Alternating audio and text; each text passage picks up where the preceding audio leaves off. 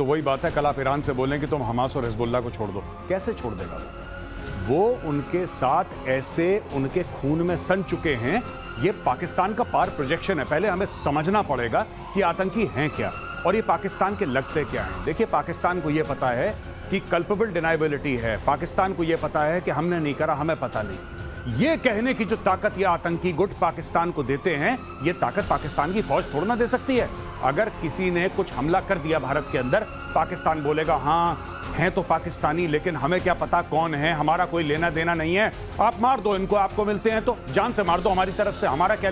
ये पाकिस्तान कई बार ऐसा पास्ट में कह चुका है और डिनाइबिलिटी पाकिस्तान रखता है, ये होना ही है। ब्रह्मास्त्र का प्रोटोटाइप मेरे हाथ में इसलिए है क्योंकि देखिए, भारत के इस ब्रह्मास्त्र ने पाकिस्तान को धुआं धुआं कर दिया था, लेकिन इसकी यूएसपी देखिए कि पाकिस्तान को यही चाहिए। हाँ, सचमुच चाहिए, उसकी मुराद पूरी करेंगे।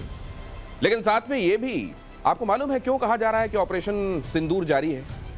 क्योंकि जब तक ट्रीटमेंट पूरा ना हो तब तक इलाज बंद कहां किया जाता है। इस बार ऐसा क्या हुआ है जिससे रोग के लक्षण दिखाई दे रहे हैं पाकिस्तान में, वो मैं आपको बताऊंगा। लेकिन पहले जरा ये खबर देखिए, उसके बाद अपने मेहमानों की तरफ ले चलता हूं, उनके साथ भी विश्लेषण करेंगे आज की खबरों का। ये खबर आपके सामने पाकिस्तान को लेकर जरा देखिए।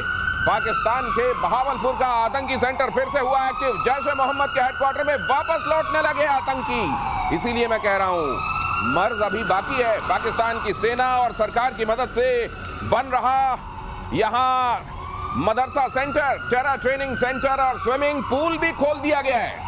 इतनी बुरी मार पड़ने के बाद भी देखिए, जैसे जिसको कहते हैं कि ये नहीं सुधरेंगे। एक बार फिर से, अब पता नहीं मुरीदके में भी ऐसे ही चल रहा हो तो कोई बड़ी बात नहीं, बहावलपुर में एक बार फिर से उस जगह को आबाद करने की कोशिश की जा रही है आतंकवादियों से। क्यों फिर हो रहे हैं एक्टिव आतंकी अड्डे? वहां जहां पर दुनिया जान गई है, भारत तो जान ही गया है और वो फिर से मारेगा, उन जगहों पर क्या इन लोगों को मरवाने की ही प्लानिंग है? पाकिस्तान में वो लोग जो इनको यहां पर भेज रहे हैं, क्या चाहते हैं कि अब ये निपट जाएं? क्या होने वाला है? मेजर गौरव आर्य मेरे साथ मौजूद हैं। एयर मार्शल पीके श्रीवास्तव, बहुत स्वागत है आपका, गुड इवनिंग। ये एक बार फिर से वहीं सुभान अल्लाह। देखिए, ये होना है दिनेश, ये तो वही बात है, कल आप ईरान से बोलें कि तुम हमास और हिजबुल्लाह को छोड़ दो, कैसे छोड़ देगा वो उनके साथ ऐसे उनके खून में सन चुके हैं। ये पाकिस्तान का पार प्रोजेक्शन है। पहले हमें समझना पड़ेगा कि आतंकी हैं क्या और ये पाकिस्तान के लगते क्या हैं। देखिए, पाकिस्तान को ये पता है कि कल्पेबल डिनाइबिलिटी है, पाकिस्तान को ये पता है कि हमने नहीं करा, हमें पता नहीं। ये कहने की जो ताकत ये आतंकी गुट पाकिस्तान को देते हैं, ये ताकत पाकिस्तान की फौज थोड़ा ना दे सकती है।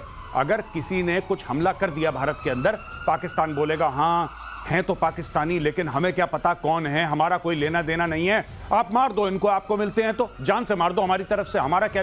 ये पाकिस्तान कई बार ऐसा पास्ट में कह चुका है और डिनाइबिलिटी पाकिस्तान रखता है, ये होना ही है, ये होना ही है। आप कह रहे हैं ना, आपने मस्जिद सुभान अल्लाह की बात करी अभी, मैं आपको एक बात बताता हूं, लश्कर-ए-तैयबा, जैश-ए-मोहम्मद, हिजबुल मुजाहिदीन, ये पाकिस्तान आर्मी के ISI के गुर्गे हैं और ये इनको नहीं छोड़ना चाहते, ना छोड़ने वाले हैं। 31 साल की सजा दी है हाफिज सईद को, दंदनाता फिर रहा है लाहौर की सड़कों में, कौन रोक सकता है उसको? UN डेजिग्नेटेड टेररिस्ट है भाई साहब। दिनेश, ये भी मत भूलिए, मुनीर ने 14 करोड़ भी तो दिए, शहबाज ने 14 करोड़ दिए थे ना, जो उनको मिले वहां से, IMF से भीख जो मिली थी, तो 14 करोड़ वो भी दिए हैं। रिकंस्ट्रक्शन होगा, रिकंस्ट्रक्शन होगा, उसके बाद आपको पॉज बटन को प्ले में लाना। लेकिन मेरे को एक चीज, मतलब ठीक है, ये अपनी आदत से बाज नहीं आएंगे, ये फिर से वो कर रहे हैं और यहाँ पर निश्चित रूप से आतंकवादी और स्टेट, इसमें कोई फर्क नहीं है, दोनों आपस में। लेकिन ये तो अब दुनिया के सामने है, दुनिया इसको और भारत को तो अब ये अब उसको फिर से कोऑर्डिनेट्स फिर से लेने भी नहीं है, उसको मालूम है कि कहां भेजना है। ये इस तरीके में, मतलब ये मरने के लिए ही आ रहे हैं। अरे, इनको ये पता है कि मारने से पहले भारत शायद थोड़ा सोचेगा, हम खड़े होंगे, लेकिन इस बार नहीं खड़े होंगे। इस बार ये खड़े नहीं होंगे। ये प्रेडिक्शन में सुन लीजिए, ये प्रतिशोध का चेतावनी जो कहते हैं ना, प्रतिशोध जारी है। अभी ये ऑप सिंदूर खत्म नहीं हुआ है, पॉज हुआ है, तो ये यहाँ कोशिश कर रहे हैं लेकिन खड़े नहीं होंगे। ये प्रेडिक्शन आपने सुन लिया, आने वाले दिनों में आप घटित होते हुए देखेंगे। अगली खबर देखिए, ऑपरेशन 2.0, इसकी प्रस्तावना लिख रहा है असीम मुनीर। सिंदूर, ऑपरेशन सिंदूर, असल में ये 2.0 भी नहीं लिखना चाहिए, ये हाइटस था, ये कभी रुका तो है नहीं, आप जानते हैं कि ये उसी नाम से आगे जारी रहेगा। इसकी प्रस्तावना लिख रहा है असीम मुनीर। कश्मीर का नाम लेकर फिर से उगला उसने जहर, सेना से बोला कि कश्मीर भाइयों की कुर्बानी, कश्मीर में भाइयों की कुर्बानी याद रखो। मुनीर के भड़काऊ बयान के बाद हुआ था, पहले आपने सुना था जब उसने ये कहा था कि हमसे हर किस्म हर तरह से अलग होते हैं हिंदू, हम एकदम अलग कौम हैं। और उसके बाद आपने पहलगाम हमला होता हुआ देखा था और एक बार फिर से उसने जहर उगला है। इस बार कहा है कि कश्मीर में हमारे भाइयों की कुर्बानी हमें याद रखना होगा।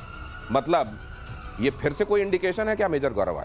नहीं, इंडिकेशन नहीं है। देखिए, सब जब पहले उसने भड़काऊ बयान दिया था, टू नेशन थ्योरी, हिंदू मुसलमान अलग हैं, जो भी उसने अपनी थ्योरी दी थी आसिम मुनीर ने, उसके बाद पहलगाम हुआ। अब हमें पता है कि बहावलपुर में क्या हो रहा है, हमें पता है कि आतंकी आ रहे हैं। अब हम किस चीज का वेट कर रहे हैं कि दोबारा कश्मीर में आके लोगों को मारेंगे धर्म पूछ के? क्या इस चीज का इंतजार हो रहा है? हमें पता है कहां पे क्या हो रहा है, मीडिया को पता है, सरकार को भी जाहिर सी बात है पता ही होगा। वहीं पे मारो ब्रह्मोस, वहीं पे खेल खत्म करो। देखो, अगर आपने उनको पहले ठोक दिया, मेरी बात ध्यान से सब लोग सुन लें, अगर इस वक्त आपने मार दिया वहां पे मिसाइल तो आप बच जाएंगे। अगर आप वेट करते रहे कि नहीं पहले वो गुनाह करेगा तब हम उसको सजा देंगे, फिर वो गुनाह करेगा फिर हम सजा देंगे, तो वही चलता रहेगा। उड़ी के बाद सर्जिकल स्ट्राइक होगी, पुलवामा के बाद बालाकोट होगा, पहलगाम के बाद आपका ऑपरेशन सिंदूर होगा, और ये चलता रहेगा। पहले वो करेंगे फिर हम करेंगे, पहले वो फिर वो, और ये कभी ना खत्म होने वाला सिलसिला है। आपको पता है ना जैश-ए मोहम्मद के हेडक्वार्टर में लोग आ रहे हैं, आपको पता है ना वहां पे स्विमिंग पूल बन रहा है, आपको पता है ना वहां पे हथियार रखे जा रहे हैं, तो किस चीज का इंतजार है? अभी मारो ब्रह्मोस, उसके अंदर कहानी खत्म करो, वहां पे जड़ से खत्म करो इन लोगों को। अब इंतजार करना बंद करना पड़ेगा, इस बात का समय देना बंद करना पड़ेगा कि वो कोई गड़बड़ी करें और उसके बाद उनको सबक सिखाया जाए। इस बार उनकी गड़बड़ी से पहले उनके साथ गड़बड़ी कर देनी पड़ेगी। तबाही मचाने वाली ब्रह्मोस का फैन हुआ पाकिस्तान, इसीलिए लेकर मैं खड़ा हुआ हूं। जरा खबर बहुत ध्यान से देखिएगा। पाकिस्तान को ब्रह्मोस खरीदने की चाहत, कमाल है, इनको चांद चाहिए। एक वक्त ब्रह्मोस वाली कंपनी से पूछी थी कीमत, पूछा था क्या भारत पाकिस्तान को अपनी ब्रह्मोस मिसाइल बेचेगा? कंपनी ने तंज करते हुए कहा था तुम्हें मुफ्त में दे देंगे। अभी इतनी सारी तो दी हैं, अभी इनको और चाहिए, ब्रह्मोस चाहिए इनको। ये देखिए साहब, ये वाली ब्रह्मोस, मैं तो कह रहा हूं ये जो वाकया है ये कुछ समय पहले का है, और बात बिल्कुल ठीक कही थी जिस भी साइंटिस्ट ने वहां पे कही थी, मिलिट्री ऑफिसर जो भी था उसने बिल्कुल ठीक बात कही थी। ब्रह्मोस ऐसे बिल्कुल, मैं कह रहा हूं ये ब्रह्मोस है, मारो बहावलपुर के अंदर और एक मुरीदके के अंदर, इनका काम तमाम करो। ये लोग ऐसे नहीं रुकने वाले हैं जब तक हम लोग घास कटाई नहीं करते ना। दोस्तों, आपके घर के आगे लॉन होता है, आप घास काटते हो ना, और घास काटते हो, घास की कोई गलती थोड़ी ना होती है, पर लेकिन लॉन अच्छा दिखता है कि नहीं दिखता ये बताओ। अगर लॉन चाहते हो अच्छा दिखे, डाल दो 2-4 मारते रहो अंदर वहीं पे, नहीं, और लगातार सिलसिलेवार मारते रहो। चाहे पाकिस्तान गलती करे ना करे, गलती का इंतजार मत करो, उसको पहले मार दो कि आगे चल के हो सकता है गलती करे। अभी सही हिसाब बराबर रखो पाकिस्तान का। दिनेश, हेयर कट चलते रहना चाहिए और ये ब्रह्मोस जो मुफ्त में देते रहिए। मना कब किया है? लेते रहो। हम तो मुफ्त में ही दिए थे ना, सारे वाले जो गए थे, इस बार मुफ्त में दे। हेयर कट नहीं, वैसे ये हेयर कट जो आपने कहा या लॉन की जो ये घास जो काटनी है, मैं एक बात आपसे जानना चाहता हूँ, ये क्या है? ये बेशर्मी है, ये तंज है, या ये वाकई चाहत है? ये क्या है ये स्टेटमेंट? नहीं, बेशर्मी है, न तंज है, न चाहत है, ये सिर्फ अपने को कुर्सी में बनाए रखने की आदत है। ओह, क्या बात। वो सब कुछ फेल कर गया, उधर से ट्रंप पे भी तमाचा पड़ गया, उसको नोबेल प्राइज दिया, वो भी फेल हो गया। अब समझ में नहीं आ रहा करें क्या। जब कुछ समझ में नहीं आता तो एक चीज समझ में आती है, सारे जनरल्स को आप सबका इतिहास देख लीजिए कि कश्मीर कश्मीर कश्मीर कश्मीर आदत है, और इन्होंने कहा आदत छुड़ाने के लिए पूंछ बार बार काटनी पड़ती है। आप उसको डंडे में डाल देंगे तो सीधी नहीं होगी, तो ये जो है वो पूंछ नहीं सीधी करेगा, ये सीधा पूंछ काटता रहेगा। जब हो गए तब काटो, इसी के अंदर पूंछ डालो, यही करेगा पूंछ। हाँ, ये वाकई, ये शायद इसीलिए इस तरफ से हॉलो बनाया गया है। हॉलो बनाया, इसी में आसिम मुनीर की पूंछ इसके अंदर डालो। ये जो आदत है ना, मुनीर को सब कुछ बिक गया, लुट गया, अब हम करते हैं ये तमाशा। नहीं, वैसे ये आसिम मुनीर ने क्या अपना कैलेंडर बना रखा होगा कि पहले मैं स्टेटमेंट दूंगा, ये घटना होगी, उसके बाद हम लोग इतनी मार खाएंगे, पिटाई खाएंगे, उसके बाद फिर मेरे को अगला स्टेटमेंट ये देना है। पहले स्टेटमेंट के बाद जब पाकिस्तान पिटेगा, उसके बाद मुझको फील्ड मार्शल बनना है, और ये वाला जो स्टेटमेंट होगा उसके बाद मैं कहूंगा कि अब मेरे को अब शहबाज की भी जरूरत नहीं है, अब मैं खुद ही काफी हूं। नहीं, मैं प्रेसिडेंट हूं। अब मैं प्रेसिडेंट। जी बिल्कुल। अच्छा, एक और चीज मैं आपको बता दूं, बहुत इंटरेस्टिंग है कि अक्सर लोग पूछते हैं पाकिस्तान ऐसा करता क्यों है। पाकिस्तान के करने के 2 कारण हैं। एक तो पाकिस्तान चीन और अमेरिका के लिए कन्वीनियंट एक कंट्री है, जिसको बोला 2 टुकड़े दिए, एक गोश्त की बोटी दी और पाकिस्तान ने 2 मिलाई और काटना शुरू कर दिया। और दूसरी गलती हमारी भी है दोस्तों, हम पाकिस्तान में ये होने देते हैं, हम होने देते हैं। ये हमें पता है ना बहावलपुर में क्या हो रहा है, अब खबर आ जाएगी मुरीदके में, ब्रेकिंग न्यूज, मुरीदके में आ गया लश्कर तैयबा के हेडक्वार्टर में, ये हो गया, फलाना हो गया, ढिमका हो गया। अरे हो गया तो फिर क्या वेट करेंगे? ये मारो ना वहां पे जाके उनको। जब उनको मार मार के वहां पे आप लाशें बिछा देंगे पाकिस्तानी पंजाब में, तो ये अपने आप शांत हो जाएंगे। इनको रेगुलर काटना पड़ेगा। देखिए, एक बार से नहीं चल रहा कि ऑपरेशन सिंदूर आपने कर दिया। और एक और चीज मैं बताऊं, कभी भी वेट मत करना, कभी भी ऐसा नहीं कि 15 दिन के बाद हम लोग रिटेलिएशन कर रहे हैं। क्यों 15 दिन? आपके पास ऐसी टेक्नोलॉजी है, बटन दबाया, वहां हर हर महादेव, 15 मिनट के अंदर खेल खत्म होता है भाई। वहां पे क्या है, ये प्रधानमंत्री निवास के सामने मीडिया खड़ा है, ठीक है। हाँ अजीत, बताइए अजीत। हाँ अजीत, हमारे संवाददाता अजीत खड़े हैं, वो बता रहे हैं यहाँ पे रक्षा मंत्री चले गए अंदर। ये मंत्री, भाई साहब ये करने की जरूरत ही नहीं है, क्योंकि जब आप 15 दिन वेट करोगे तो क्या होगा कि दुनिया भर का दबाव आपके ऊपर आएगा। ट्रंप का फोन आ रहा है वहां से यूके में फोन आ रहा है, कोई स्विट्जरलैंड से कॉल कर रहा है, लड़ाई मत करो, लड़ाई मत करो। यही पाकिस्तान चाहता है। आप मार दो उसको, मार दो, बाद में दुनिया को सॉरी बोल देना, गलती से मार दिया यार, क्या दिक्कत है, मार दो एक बार। कर नहीं रहा पुतिन वहां पे, ठोक दो उनको। असल में भारत अपने कंडक्ट को अपने नेचर के, अपने स्वभाव के मुताबिक रख रहा है। जाहिर है वो ऐसा देश रहा है जिसने आक्रांताओं को लेकर भी वैसा सख्त रवैया पहले नहीं अपनाया जैसा उसको अपनाना चाहिए था। लेकिन अब वक्त आ गया है कि हम इतिहास से सीखें और ऐसे पाकिस्तान जैसे धूर्तों को तो वक्त से पहले उनकी दवाई कर दें। पाकिस्तान को एटमी अड्डों पर अटैक का डर है, ये खबर भी देख लीजिए। पाकिस्तान के पूर्व सैन्य अधिकारी का बड़ा दावा, अमेरिका ने ईरान की एटमी साइट्स पर हमला करके न्यू नॉर्मल क्रिएट कर दिया है। उन्होंने कहा कि मोदी का भारत भी नेतन्याहू के नक्शे कदम पर चलते हुए इसे दोहरा सकता है। उन्होंने कहा कि ऐसा होता है तो इसके बहुत बड़े दुष्परिणाम होंगे। पहले भी कुछ दुष्परिणाम हो गए और अब फिर से दुष्परिणाम नहीं कहा दुष्परिणाम होंगे, ये कोई दुष्परिणाम नहीं होने वाले, झूठ बोल रहे हैं। क्या दुष्परिणाम हो गए? आपने घुस के मार दिए उनके 1 दर्जन उनकी एयर स्ट्रिप्स, उनके मिलिट्री एयरपोर्ट से आपने खत्म कर दिया। क्या दुष्परिणाम हो गया? दुष्परिणाम हो जाएगा, ये हो जाएगा। रेड लाइन है, इंडस वाटर ट्रीटी, पानी रोक दिया तो खून बहेगा, हिंदुओं के क्रियाक्रम के लिए लकड़ियां कम पड़, क्या हो गया? क्या हो गया? दोबारा ठोक दो, कुछ नहीं होगा, मैं बता रहा हूं, कुछ आज तक कभी कुछ नहीं हुआ। ये सिर्फ भौंकते हैं, ये काटने वाले कुत्ते नहीं है, सिर्फ भौंकने वाले हैं। आप इनको ठोक दो जाके और इनको डेली ठोको। इनका यही इलाज है, इनको डेली, डॉक्टर की दवाई है ना, डॉक्टर लिखता RX, ब्रेकफास्ट के पहले, लंच के बाद, डिनर के पहले, इनको ठोकते रहो, इनको गोलियां देते रहो, इनका कुछ नहीं।